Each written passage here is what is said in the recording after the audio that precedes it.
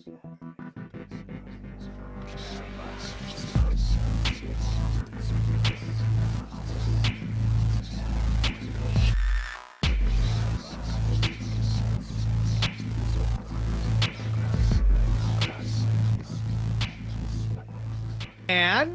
welcome live from the Dr. Henry Armitage Memorial High School AV room. Welcome to episode 105 of the Horror Podcast.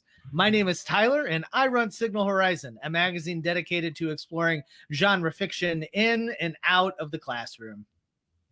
And I'm Oren Gray. I'm Monster Ambassador at Signal Horizon and the guy who usually picks whatever weird-ass movie we're talking about on a given night, including tonight's. So you can blame me for this. Nah, this one's going to be an interesting one to talk about. Tonight on the Horror Podcast, though, we're going to spend some time talking about what we've been watching and maybe reading. And then we'll move on to our dark corners of the web to help you find some free content on the internet. And we'll spend the remainder of the episode discussing the very talky and very walky 1983 classic, One Dark Night. As you might have noticed, this season you can check out all our back episodes for free on iTunes or any other main podcatcher. But also, some of you are catching our live stream, which is awesome. You can catch episodes live of what we are doing on our YouTube channel over at Signal Horizon. So, with that in mind, let's move on to what we've been watching, what we've been reading, what we're excited about.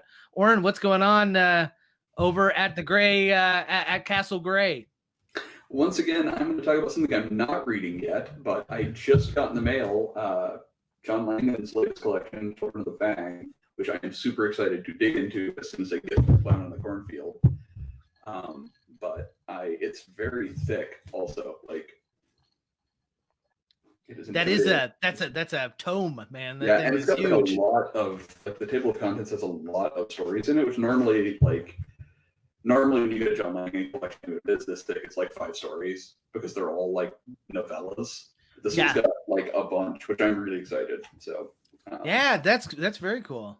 I think that's what I'm looking forward to reading anyway. It's I think really been since Wide Carnivorous Sky that I think he's had a lot of smaller ones, right? The Sapphira collection I thought was fantastic, but it felt like it was built just like that, kind of 3 or 4 big key stories, which were all great, but I mean, I think Sapphira was like legit maybe 5 stories or something. It was, but I mean, which is great, but yeah, like, it's nice to get it's exciting to just get like a lot of different topics like from him, and also the story that I got to solicit from him for Phone Guys in this one, so that I'm excited about that. Oh, that's cool. Yeah. Like it's like 6 degrees or full circle or whatever fucking aphorism you want to say. I dig it. Yeah, well, and I love John. We had him on I think last season, and he's just he's smarter than shit. Like, the guy knows his serious chops about genre stuff in general, but also he's just incredibly nice. So he's like, he's a super nice guy, and an amazing writer. Like, I love his stuff. I think he's one of the best. Like, since I'm kind of the monster guy, I think he writes some of the best monsters of anybody writing right now. Like, his takes on both classic and newish monsters is really interesting always. Just unfair. Yeah. So. Well, I'm jealous. I'll have to borrow that from you and maybe throw up a review on Signal Horizon here before too long. I like it. What else you got? And that's what I've been reading, or that's what I'm going to be reading. I've been reading Clown on the Cornfield, which is amazing. So far, I'm not very far yet. So I watched Crawl finally. Like, so I'm only. Oh yeah, we've been bantering about it. Yeah. Right? I watched Crawl, which was fun. I watched Burning Bright, which is just Crawl again, only with tigers, and 10 years earlier.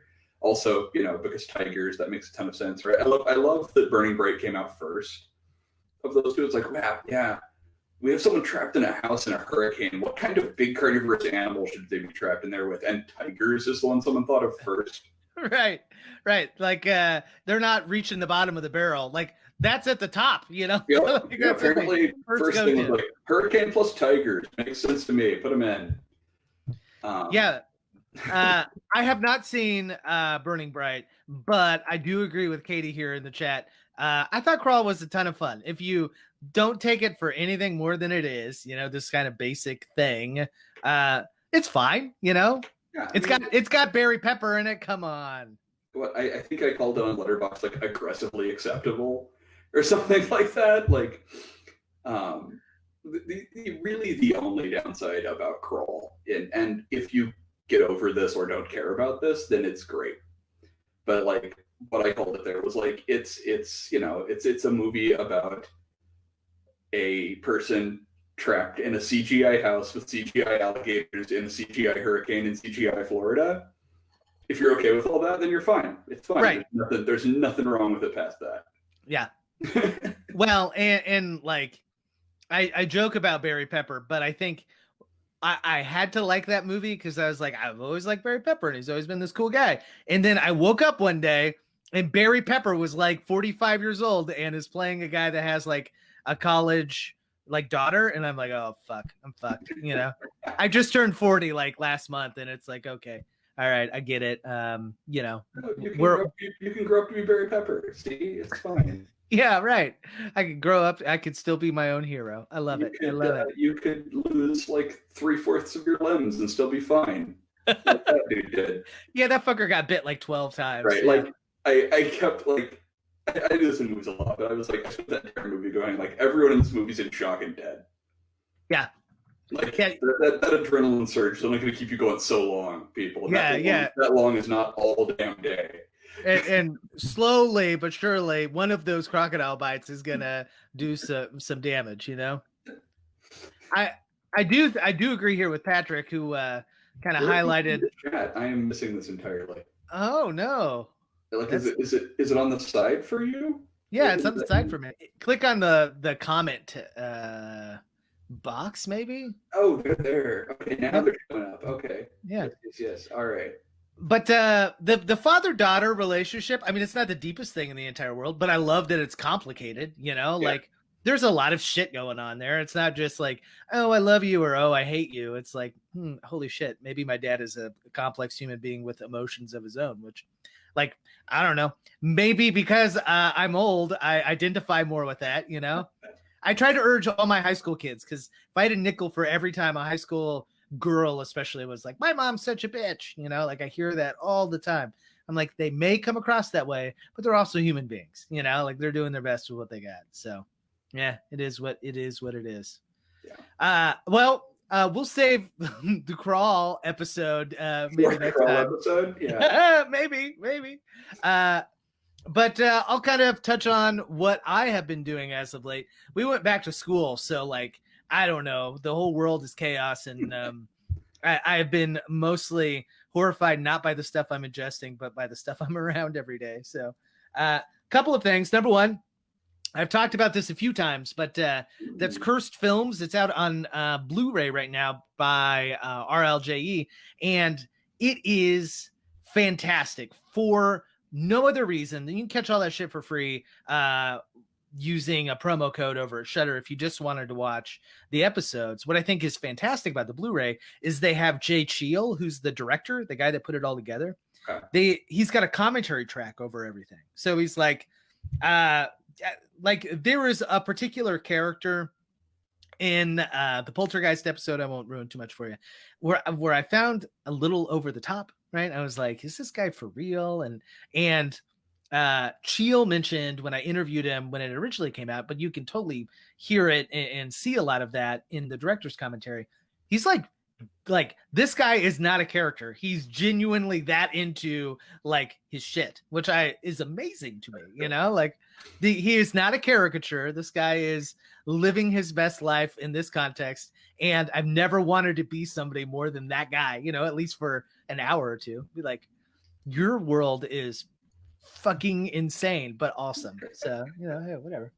So yeah, that has commandeered a lot of my time, but I want to also show off that Blood Quantum came out, and it is one of my favorite films of the year. and I think you and I both liked it, right? Yeah, it was fun. It was good. Yeah, we did a whole episode, I think, right at the end of the last season about it. It is, Files, right? yeah, with Gemma, who is fantastic and way more knowledgeable than I when it comes to indigenous horror. But yeah, and it will pair really well. Miskatonic University has a lecture coming out all about indigenous horror, and Cool. I think checking out Blood Quantum and then like listening to that lecture and seeing that lecture, I think would be, I don't know, pretty bonker brains. So and I have not been reading because it's spooky season, Oren, and every year my son says to me, like, what spooky thing are we gonna watch? You know, we tried to watch one scary movie every day for the entire month of October. That like lasted 4 days or something, but you know, whatever. But I got in the mail from Paramount this thing here. All right. So it is theoretically movies based off of Stephen King's writing. So it's like The Stand, Pet Sematary, The New Pet Sematary, Silver Bullet, and Dead Zone. So I Pet Sematary 2 on there, and then it could have just been like 2/3 Pet Sematary, and it would right. Yeah, I mean, I even think there is a straight to video like third movie. So yeah, so I think Jack and I are going to make our way through that. Although The Stand is like a mini series that's like 14 hours long. You're going to be watching The Stand till Halloween, and then what? Yeah, right. Until the new Stand comes out, which I don't know when that is. Is that before Halloween? I don't even know. No, okay. Not until January. I think this is me guessing a little bit. I think it was supposed to come out a little bit earlier, and they were like, "Fuck, this shit's a little too real right now." So let's push it. Maybe I don't know when anything's happening anymore either, and I don't think anyone else does. Like, yeah. Everybody was talking today because the Dune trailer dropped, and it was like in the trailer it claims like December 2020, and it's like, we'll see. Yeah, right. Not sure I believe that. It was like what, the New Mutants, right? That thing that has just been sitting in a can somewhere for years and years. Yeah, the week that theaters reopened was a choice to drop it in theaters. Then finally, yeah. A decision, certainly. But, that is a choice. That's for sure. Well, and the question I keep returning back to, right? First off, if you're going to see a movie, don't like. Not that there's anything wrong with AMC. There are great people that work there. It's hometown here in Kansas City. But if you're going to see a movie, make that first movie at Screenland Armor or another locally owned theater. Because A, I think they're hurting. And B, they want your business and are going to like clean their theaters and make sure your shit is good. So, but I keep asking myself, is this a movie that I'm willing to die to see? And 100% it is not the New Mutants. All right. I'm not willing to do it. I haven't actually been back to the theater yet. And like, I know that if I went to the Screenland, I'd be fine. Because I know they're taking it seriously. I know they're being safe. Like, I know they're doing all their stuff, right? Because I see it all the back end. I see people talking about it. So I know it'd be fine. But at the same time, it's like, yeah, it's not even that I think I'm gonna die, but it's just like, is this worth like breaking quarantine for? And the answer is like, not for New Mutants for sure. Yeah, right. And like, I was maybe for the new Christopher Nolan tentpole, and I was like, no. So the Dune trailer came out today, and I'm like, this new Dune looks fucking badass. Maybe I'd be willing to go to see Dune by December. By December, maybe. Also, who the hell knows? You know what December is gonna look like. Yeah, so. like I'm waiting for us to have just another ridiculous spike now that we've opened schools. Like, I know some of them are being smarter than others, but yeah, I mean, we're doing our best. We're all wearing our mask, but it's still like, it is what it is. Like, it's going to increase risk no matter how careful you are. You know, it can't not. Right, exactly. So we'll see. I'm hoping that we'll still get to have Shocktober and like have some in-person screenings with some distancing and stuff in October at the screen. Yeah, we'll see. Fingers crossed. I will go for that. Theoretically, Oren and I may be hosting some events as part of that it's like Panic Fest extension. I think it's called Tricks or Treats or something along those lines. But they have some really awesome content headed our way as part of the extension of that festival. We have talked about that festival a lot. It is awesome. It is amazing. It is local if you're here in the Kansas City area. So, mosey on over to Panic Fest and, see what their online content will be. I think they're going to release it here in a couple of weeks. So, okay. Well, I have talked to you all about what I am watching, not necessarily reading, but I have also my 4-year-old son, because I'm a terrible parent, is really into Siren Head, which is this scary monster that's like shaped like a gigantic siren. It is terrifying and creeps me out. Created by Trevor Henderson, who is an amazing artist who you should all follow on Twitter. Yeah. He's on Twitter. You should follow him. He's amazing. It is deeply unsettling, so it is like, okay, but he's also into this game called Granny and Grandpa, which is like, it takes the really disturbing and creepy parts of that M. Night Shyamalan movie with the old people. Man, I forgot. The Visit. That's it. Yeah. Coming through in the clutch. So it takes all the creepy parts of that and kind of combines it with one of those games where you have to put a puzzle together. Like, you have to distract Granny by throwing a rock in another room, and then she'll scuttle over and like investigate it, and then you have to hide in the closet. And all my 4-year-old wants to do is watch you play this game, and it scares the piss out of me. It is entirely free on the App Store. I don't know if it's free for a computer, but I would imagine it would be. I'm sure it has some like buy-in capabilities or whatever. But if you want just a creepy way to kill some time, check out Granny and Grandpa, because it's fucking terrifying. So old people scuttling around are terrifying. That's just the bottom line. People scuttling around are obviously creepy. Like, movies use it all the time. So like, obviously, like, people moving wrong is scary. Yeah. I think that, Yeah, I mean, and we understand like the biological impetus for that, right? Like, we get when you see somebody like that, it typically is diseased and it terrifies you or whatever. But also, Granny and Grandpa just plain scary. So, okay, man, I think it's time.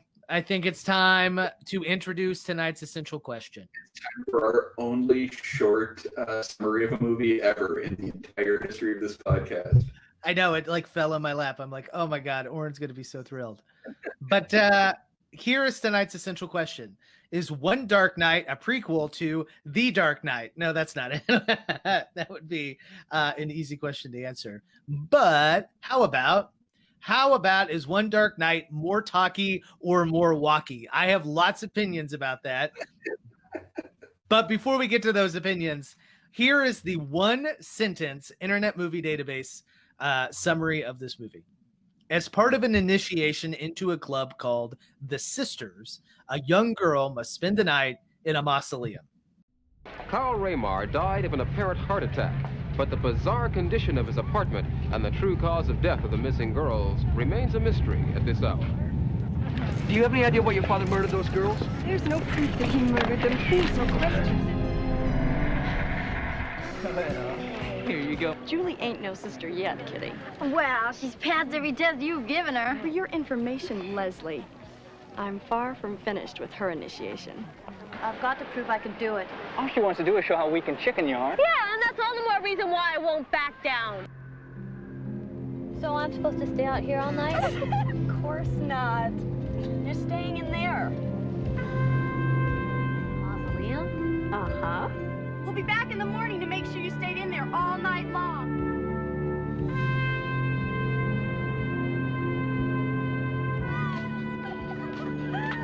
Oh, are we gonna scare this girl?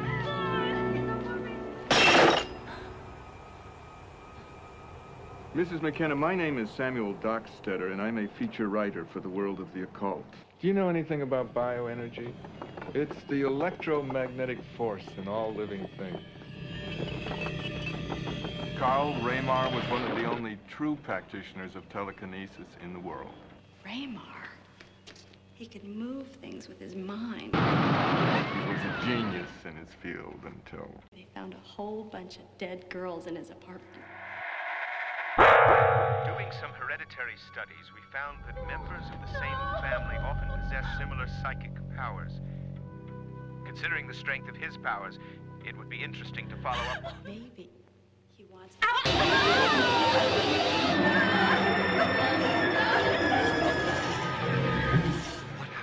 going back there. Back to the mausoleum.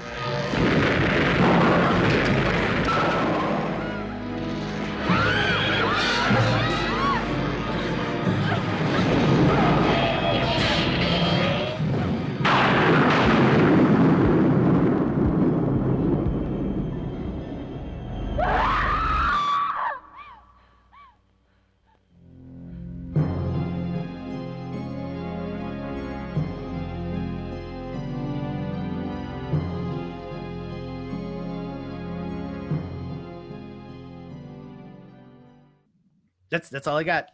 Well, it's so good too because it completely buries the lead of the movie. So it's like, this is the setup. It could be literally anything from here.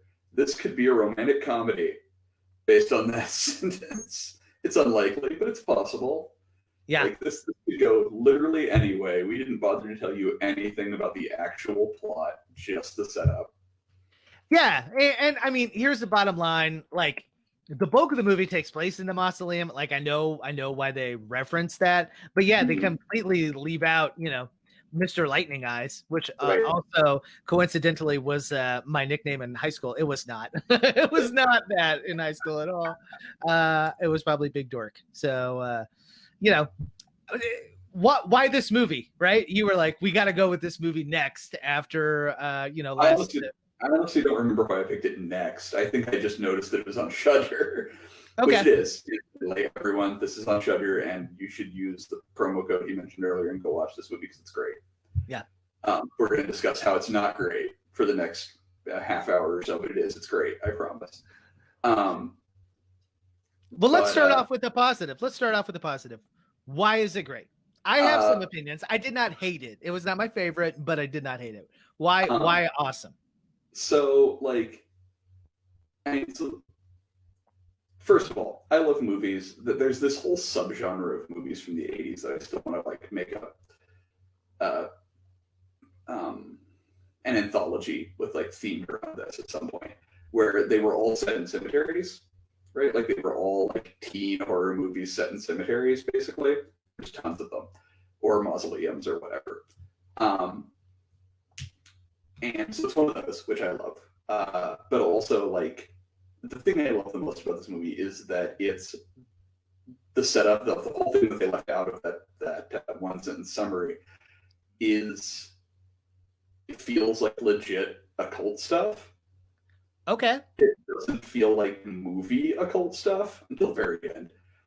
It feels like legitimate pseudoscience, right? Like, they're talking about Kirlian photography, and they're talking about really minor ESP, and they're throwing around actual occult jargon instead of 80s Satanism shocker jargon. It's not because most movies when they deal with the occult at all, right, it's not occult in that movie.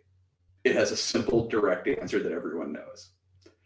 A perfect example is Jennifer's Body, right? Which is a fine movie. But in Jennifer's Body, at one point, they need to know how to kill this demon, so they go to their school library and get the first book they find on the subject, and it tells them how to kill this demon. Hey, we all had a copy of the Book of Shadows floating around our public high school library, Oren. I don't know where you grew up, but here in the Midwest, we have that library in my town, I guess. But yeah, this feels like actual, the actual pseudoscience shit people believed. People actually believed this shit, right? This isn't werewolves are real and they work like this, like they did in the Universal movies or whatever. This is actual pseudoscience that people bought into, and I love that. Oh yeah, yeah. I love that. I love that it goes that route. There is a lot of chatter about psychic telekinesis. It's they use that exact term a dozen times, and I was I get it. Mr. Lightning Eyes has psychic telekinesis or whatever.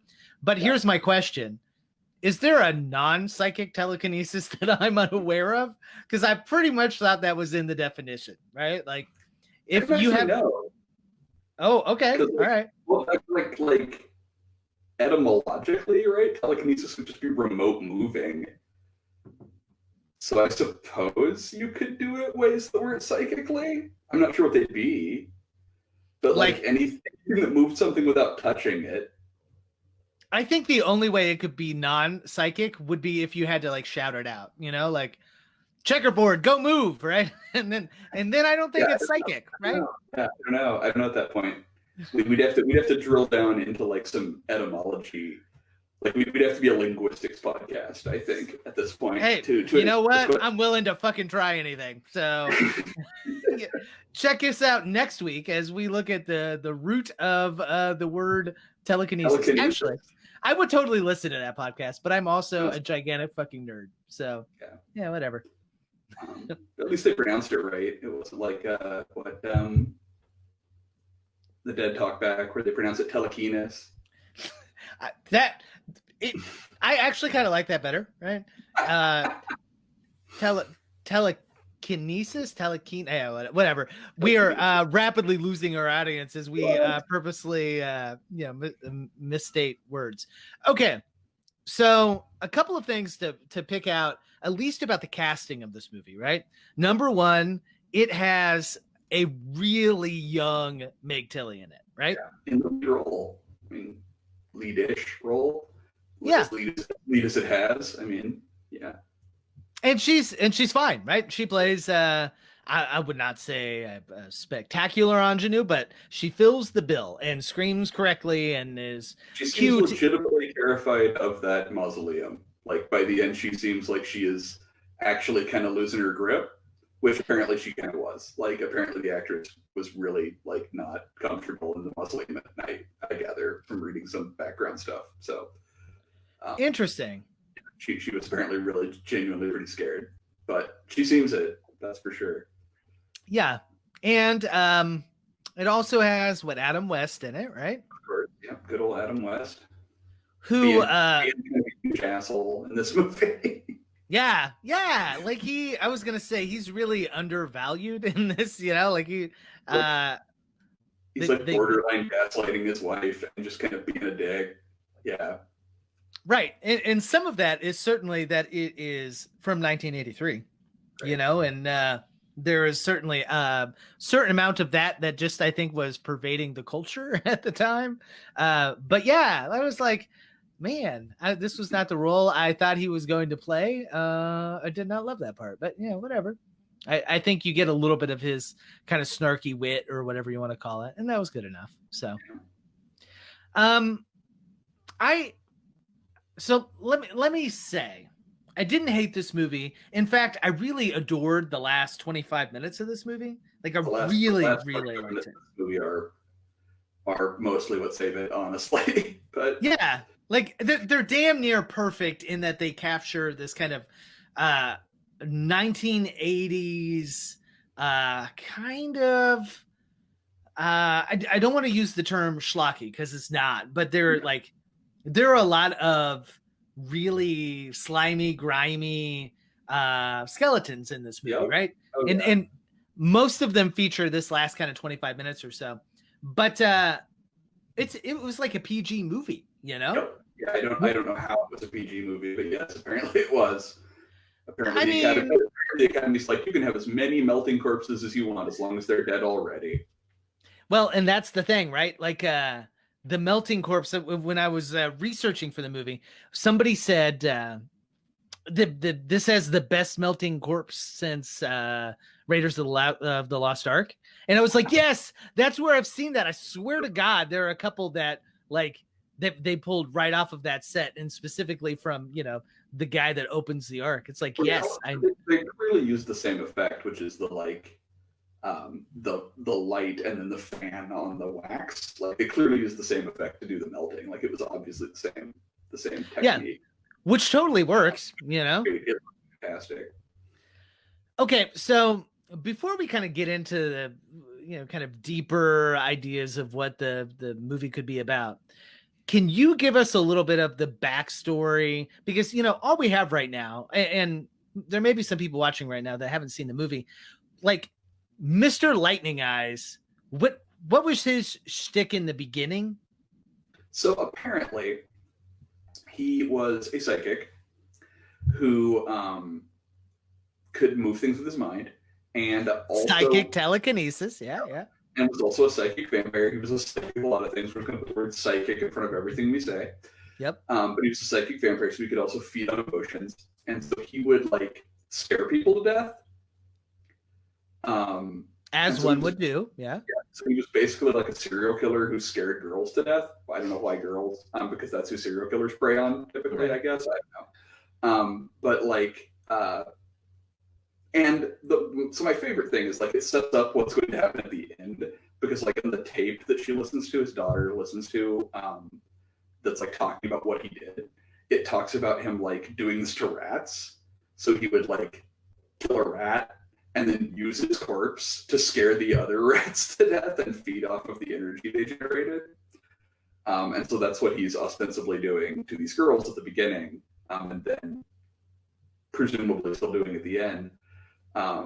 Which incidentally, back up to the beginning. So this movie has an amazing last 20 minutes or so, as we discussed. It also has an amazing first 10 minutes or so. That shot of the like 5 coroner vans all pulling up in unison to the apartment building before you've seen what's inside it all is amazing. Yeah. I know. I totally buy that. And I think taps into kind of a cultural zeitgeist that wasn't even invented yet, right? Because there's been this like murder, right? And it's got a very culty vibe about it, right? Like all these dead people, including this guy that kind of organized the whole thing. And that coroner shot reminded me of there was a similar shot in a documentary about the Heaven's Gate folks, where like they discover all the bodies or whatever. And that, I mean, you got to get like wagons, yeah, you know, like you gotta get a whole host of ambulances or whatever to get rid of those bodies. And that is the shit that I find most haunting about that particular scenario. It is creepy when you see all of that together. And that opening, like the way they shoot it and frame it, it has a very true crime like documentary kind of vibe. Like there's the radio voice talking over the shots, but no one in the shots is talking. You know, it's got a very true crime kind of opening, and then, you know, it walks in with like 80s teen movie horror stuff, walkie-talkie stuff that we talked about. But yeah, that opening really sets the stage for what's going to come at the end. You just got to get through all the stuff in between. Yeah. And to be perfectly honest, right? The middle is very talkie.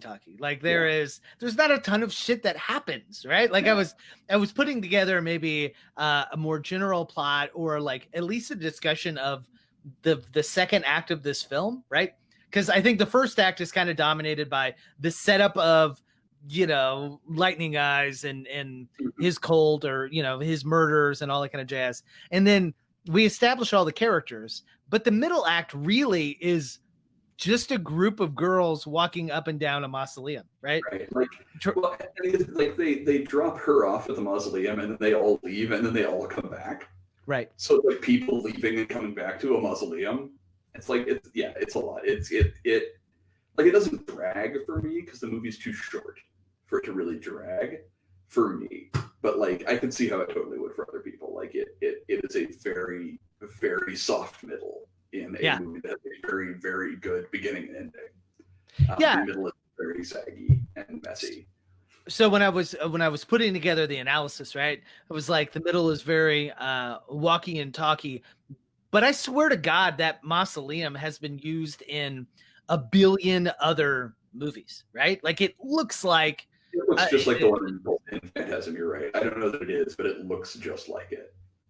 I don't know what it is about like all of the light that makes that so scary, but it's like this like crystal white, you know, it's pure white or whatever. It's very strange.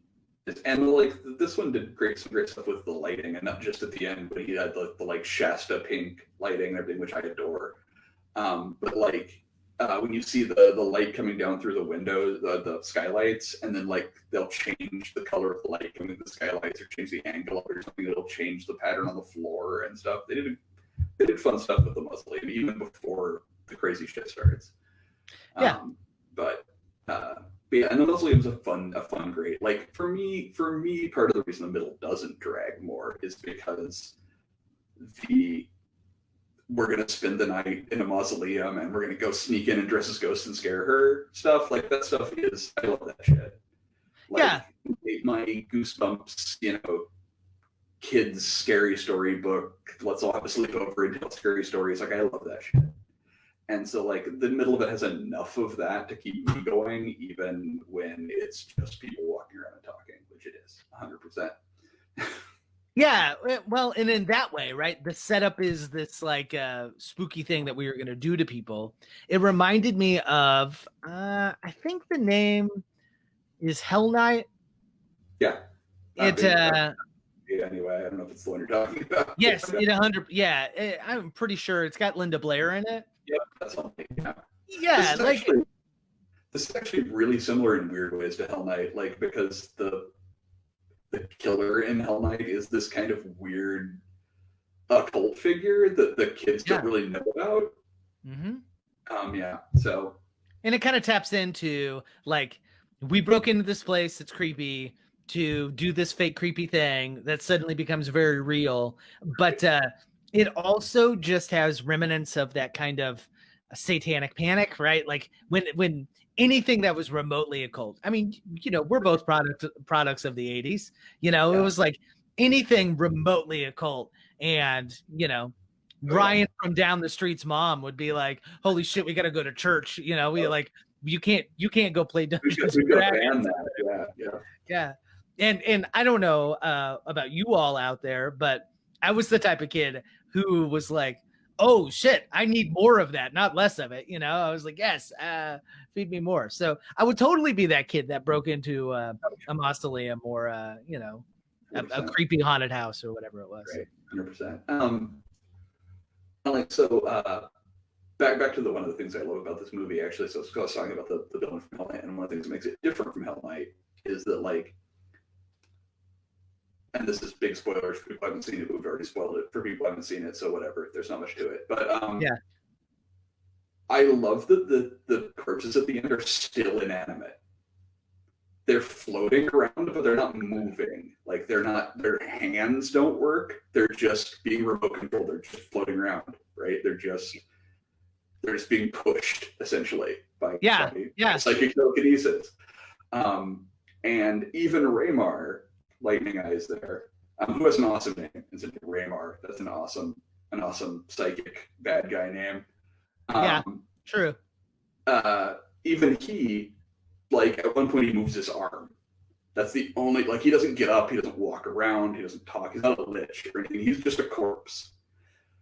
And like one of the things I love about that, for one thing, I love corpses that are scary. Like I love inanimate objects that are somehow scary, right? This is where my love of puppets and dolls and things come from, but also like the corpse from the Drop of Water segment in Mario Bava's Black Sabbath, or the corpse in the flashback scene in Dead Silence, so things like that. Like I love it when inanimate objects are terrifying.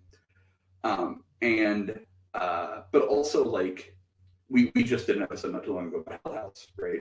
The Legend of Hell House. And so like the whole argument, because again, this comes back to this guy doing like this, whoever made this movie did some research into actual occult shit, because this all sounds like real occult shit. But the whole big argument in Hell House is this house haunted by a surviving personality, or is it just haunted by a battery that goes through the motions of what it did before, right? It's not thinking, it's just repeating patterns. It's energy repeating patterns. And at the end of this movie, you could have that same argument. Like you could have that same debate. Is Raymar reanimating himself and using these ghosts on purpose to scare these girls to feed on them intentionally?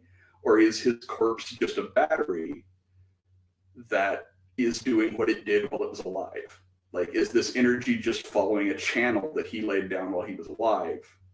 Again, because some magnetic material got near it and kicked it off.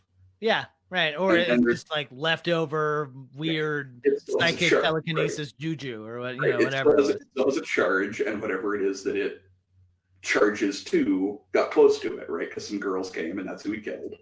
Right. And so it just turns back on. I buy it. I think that's fair. There's nothing in the movie that makes it impossible for either of those to be true, which is great. Like, I love that. Yeah, and even in his most malevolent, right, when he like wakes up fully or whatever, right?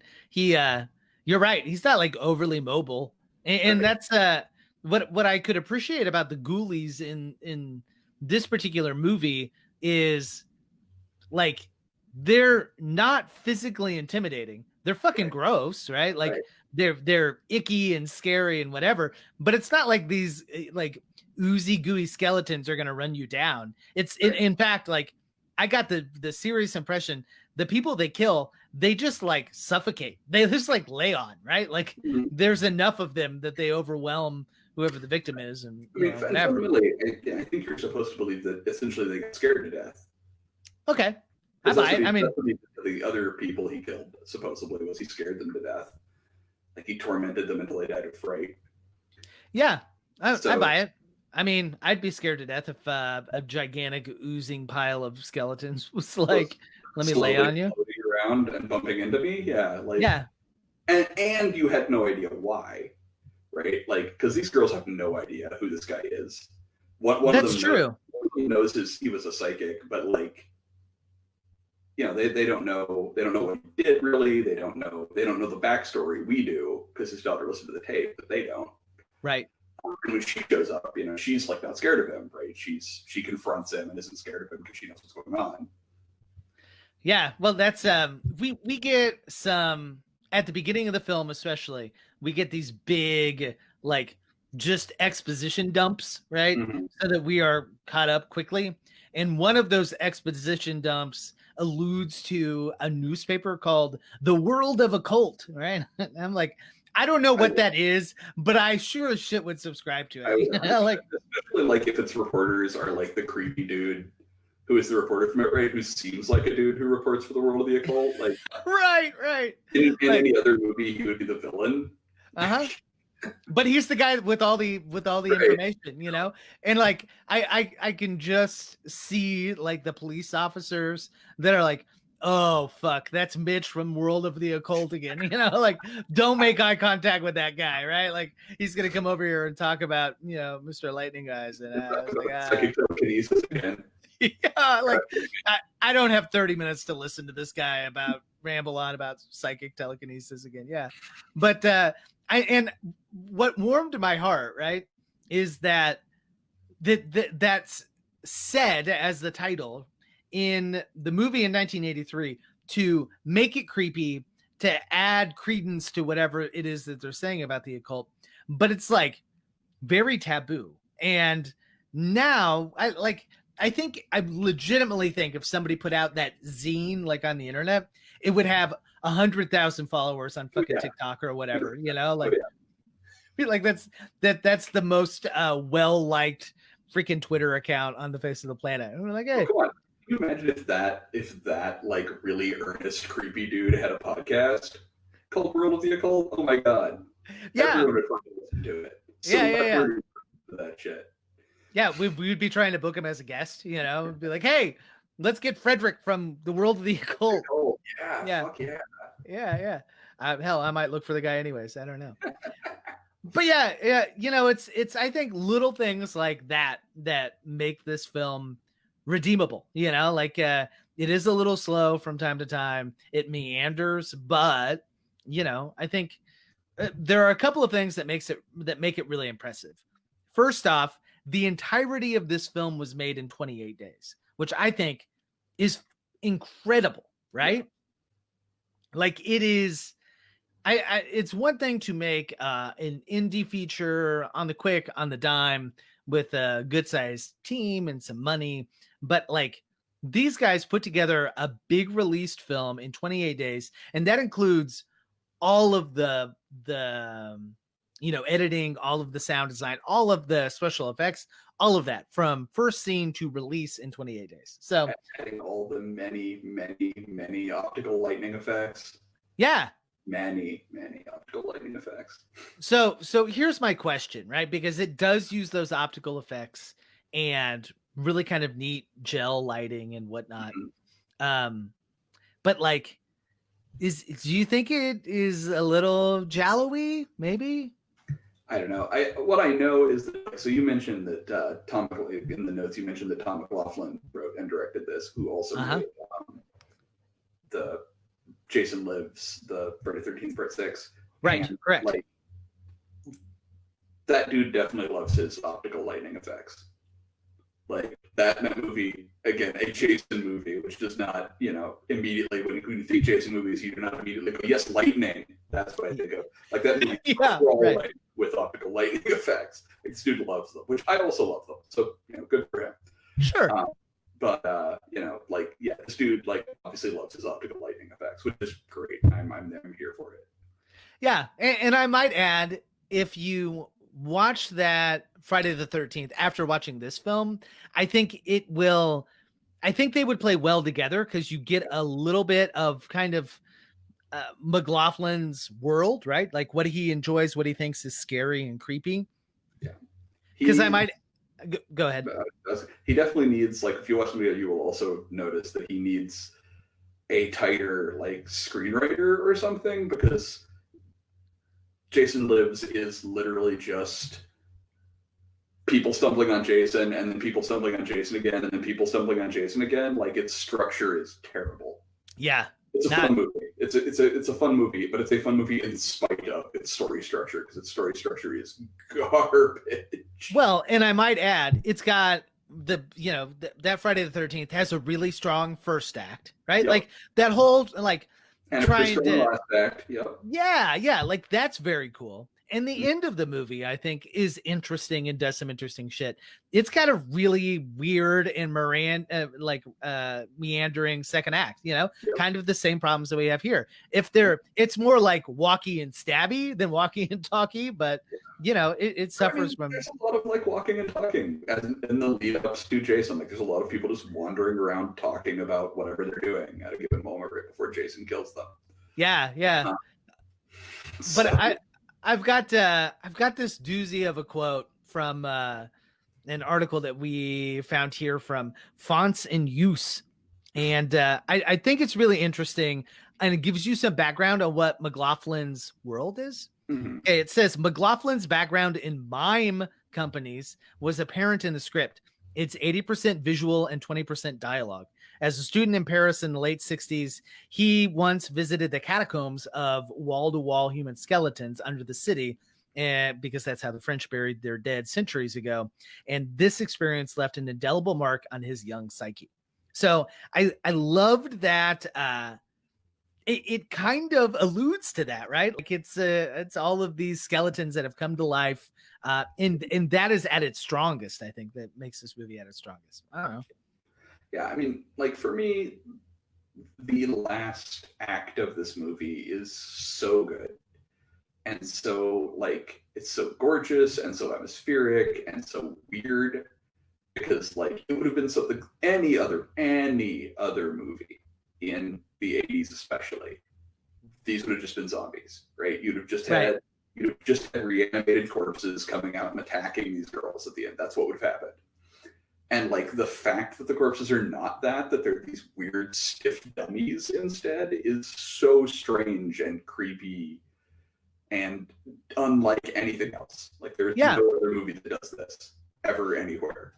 Well, and they're much closer to your traditional spooky Halloween skeleton than they are a reanimated actual dead body, which I think is an allusion to those kind of French catacombs, Yeah, absolutely. And so later in that article, they talk about how to prove proof of concept, he dragged all of these investors to that mausoleum and he mocked up some of those skeletons, and they were like, "That's cool. Can you have it done in 3 weeks?" And he was like, "Yeah, I think I can." Yeah. And I think it just proves that if you're a filmmaker, with an interesting idea, you should fucking go for it, man. Yeah, and just be like, yeah, which I think is a really strong lesson for, you know, teachers and students alike to kind of pick up on, man. There's no reason why, if you are a photographer, you shouldn't go fucking take some pictures. If you're a writer, you should go write. If you want to make films, go make fucking films and make them with goofy, greasy, you know, awful skeletons. And if you happen to know somebody that put in all the pink lightning or pink light and lightning effects you can cram in there. Yeah. And at least this idiot will love it.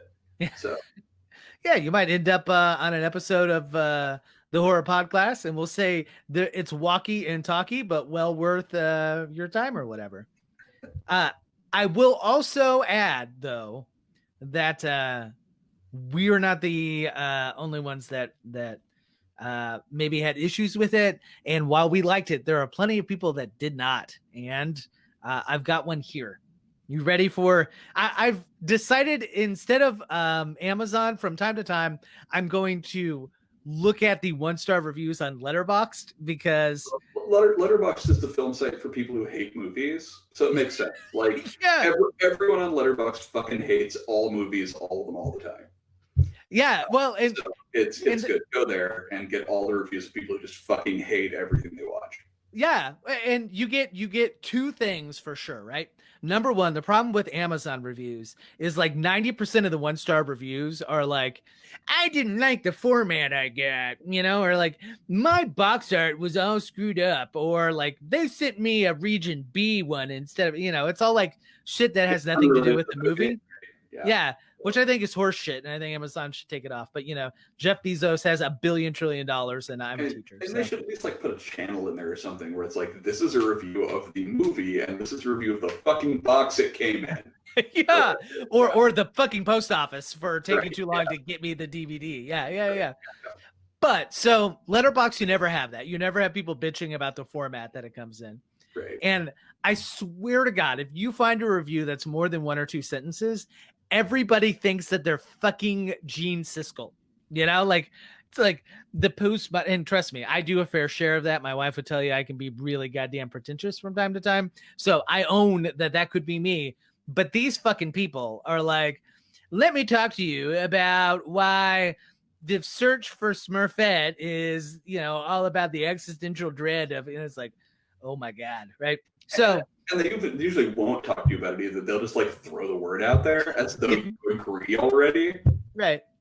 And know what they're talking about. Like, yeah. Anyway, but yes, enough picking on Letterboxd users, of which I am one. Me too. Oh yeah. Fuck yeah. We're nothing if we're not hypocrites. So hey, whatever. Okay. So here is our anonymous Letterboxd user. What we're dealing with here is a man who knew telekinesis and can move things with his minds while he was alive. He knew both of those things, incidentally. Yeah. Oh, yeah. He both knew telekinesis and could move things with his mind, whatever. Yeah. Anyway. Sorry. Well, he knew what the word was, right? And he could do it. Yeah. It's important. He's not just like Jethro down the road. It's like, Mama, I can move things with my mind. I don't know what that's called. Yeah. That same man is now dead. I might have been able to praise the atmosphere and the setting of this film, but the entire plot and reason for the entire thing to happen is just so dumb. And things, here's where it falls apart. And things doesn't really begin to shake before it's about 10 minutes left of the movie. I guess that's a prerequisite that you have never ever seen a dead body before to find this scary, because in a nutshell, that's the only thing One Dark Night has to offer. It's most admirable how badly this movie doesn't want the plot to happen. You know a movie is bad when the best character in it is a toothbrush, which is, I think, a really funny comment at the end. It is. And I can't believe, like, I literally just reading that, I cannot believe that we got through this entire thing and never fucking talked about that girl with the toothbrush in her mouth. The whole movie, that is the weirdest thing. Like, weird, right? Fucking weird. So it's great. So the first time I ever watched this movie, I posted on Facebook about watching this movie, and immediately got a comment from someone who a friend I know, someone I know, and she was like, oh my god, I saw that movie when I was in high school, and I was so into that whole thing that I started doing that with a toothbrush. And I'm like, that's something right there. That's Imagine that, like that being your thing, right? Like like I saw the Karate Kid, and I spent like all last week watching the Cobra Kai shit on Netflix, which is like a Hallmark movie for dudes that grew up in the 80s, you know. That is to say, I fucking loved every minute of it, but you know, like it is, yeah. But like, I bought a karate gi, right? Like, I made my parents buy 8-year-old me a karate gi. That was my thing. I wanted to emulate Ralph Macchio.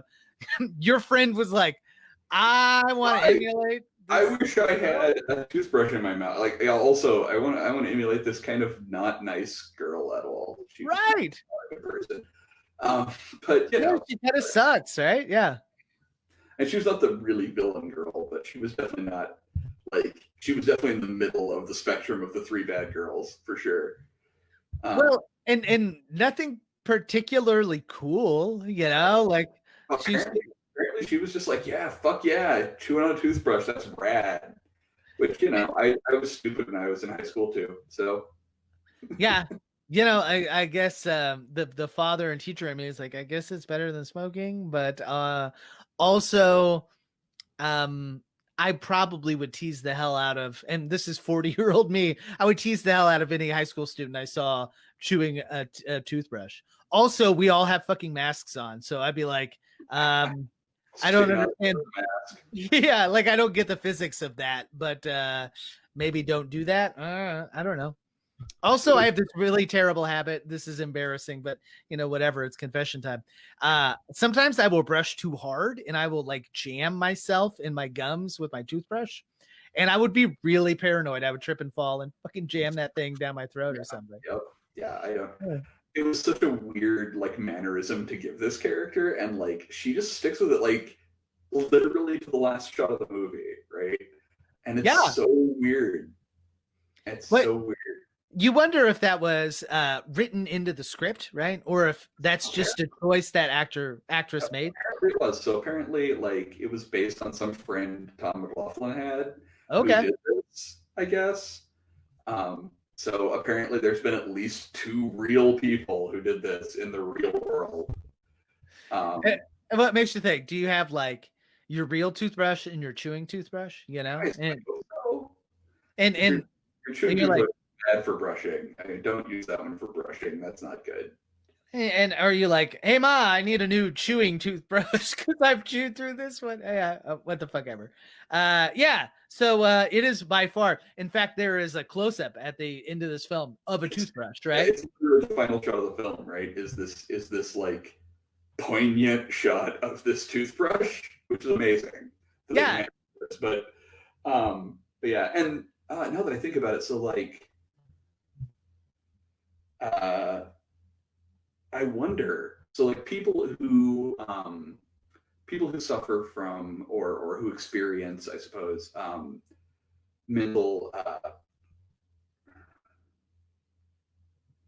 conditions, I guess. I'm using very ableist language, I'm sure, and I do not mean to be at all, but I'm just struggling for words. But people who easily become overstimulated, right? People for whom like external stimulus gets to be too much really easily for any number of different reasons. They actually sell jewelry and things that's made of like safe plastic or safe rubber for you to chew on, because that's one of the ways that people will cope with stimulus is by chewing things like absently. And so it makes me wonder now if like obviously the character was not written that way, but I wonder if Tom McLaughlin's friend maybe was doing that and that's what caused this, and so like this character could then be read as that. I don't know. I love that you have humanized this character to this degree, you know? Like, yeah, I don't know. But like it's just occurred to me literally just now, but like that's a real thing that they like sell products for, but they didn't back in 1983. So maybe you fucking shoot on your toothbrush back then, you know? That's the best you could fucking do. We weren't as sensitive in 1983, you know? This is why you are a host of this show, right? You have taken this bizarre thing here and you've been like, hey, back off of this poor girl. She clearly had some stimulus issues. Right? Let her chew her fucking toothbrush, Tyler. Fucking toothbrush, Jesus. Hey, next time we meet up, I'm going to have a beer in a hand and a toothbrush in the other, motherfucker. All right? We'll just call it good. Oh, man. I think we have survived one dark night. So before we announce what we're going to do next time, say that again. Now we're officially in the sisters, right? Like, yes. we're in initiation, so. I've always wanted to be in a weird pseudo cultish sorority. So yes. One of those purple jackets. Those were great. I want one of those. Yeah, right. I have a members only jacket you can have. Is it purple? Is it bright fucking purple? No, but I'll keep looking. Oren, where can they find more of your stuff on the internet? I am as always Oren Gray at Twitter, Facebook, Instagram, Letterboxd, all those kind of places, as well as at orengray.com and sporadically at Signal Horizon. Sounds good. You can find me running the day-to-day at Signal Horizon. We have all kinds of writers. If you would like to communicate directly with me, you can always reach out at Tyler@signalhorizon.com. I would be glad to answer any kind of emails. If you have recommendations, feel free to reach out to me. You can find me at Twitter tweeting about horror and movies and politics and the politics of horror movies at Ty Unsel. Otherwise, yeah, man, I think that pretty much wraps up tonight's discussion. Next week, we're going to see how this goes, okay? Because there's a whole backstory. My son is big into TikTok, okay?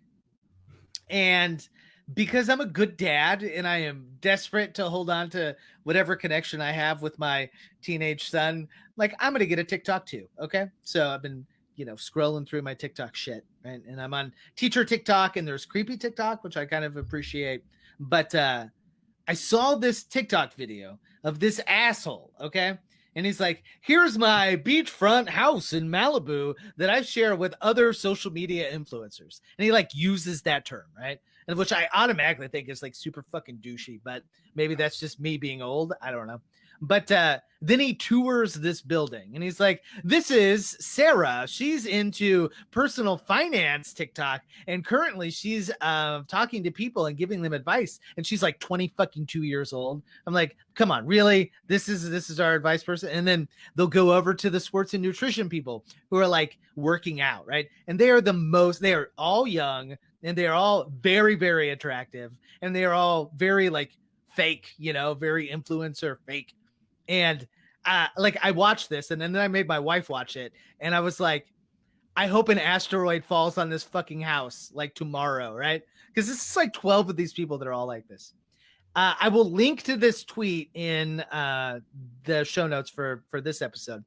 But somebody captured that video on Twitter and then tweeted above it, this house should be used for The Exterminating Angel, which is a movie made in the 1960s that is really metaphorical. But the long story short is a group of really wealthy aristocrats get trapped in a house and they like fucking eat each other and shit. So I was like, now I have a cultural context for this movie. It's time to watch it. So you and I are going to weed our way through this fucking weird ass movie and it's going to be a hoot.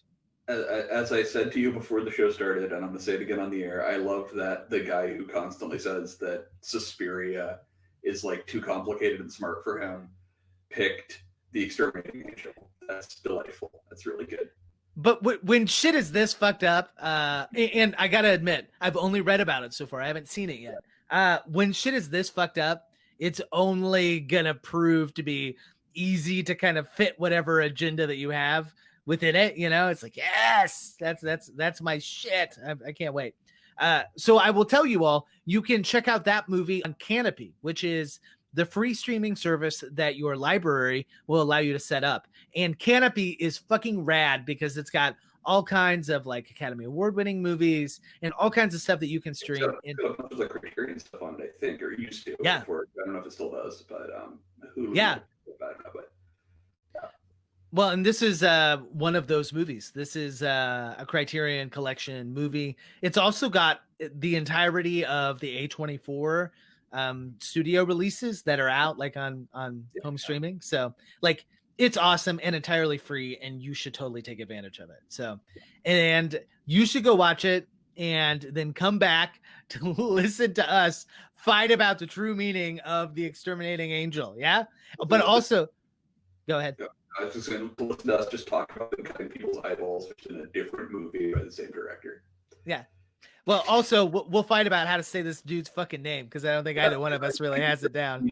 I need to look it up because I don't want to screw it up on the air right now. But Yeah. you all fucking know who made Exterminating Angel. And if you don't, it's the guy who made Shin and yeah. See, I can't say that either. And Delusion Dog, that movie. Yeah, you got it. I'll let you say all that hard shit. I got no problems with it. And then I'll go look his name up on YouTube and hope I don't fuck it up. Yeah.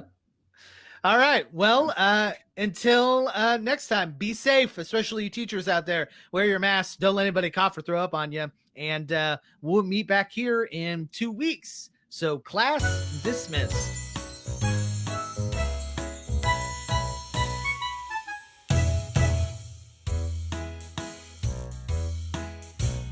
Brush your teeth up and down. Brush your teeth round and round. Brush your teeth from left to right. Brush your teeth in the morning and night. Brush, brush, brush. Brush, brush, brush. Brush your teeth in the morning and night. Brush your teeth to keep them white. Brush your teeth so your smile is bright.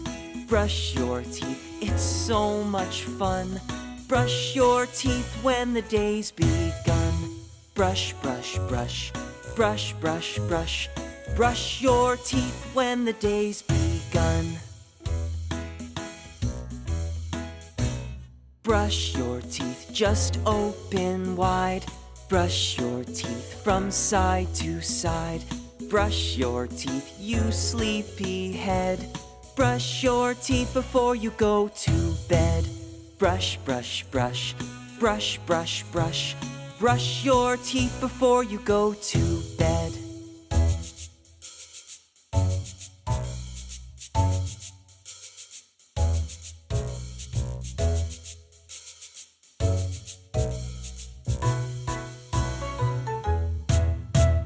Brush your teeth up and down. Brush your teeth round and round. Brush your teeth from left to right. Brush your teeth in the morning and night. Brush, brush, brush. Brush, brush, brush. Brush your teeth in the morning and night.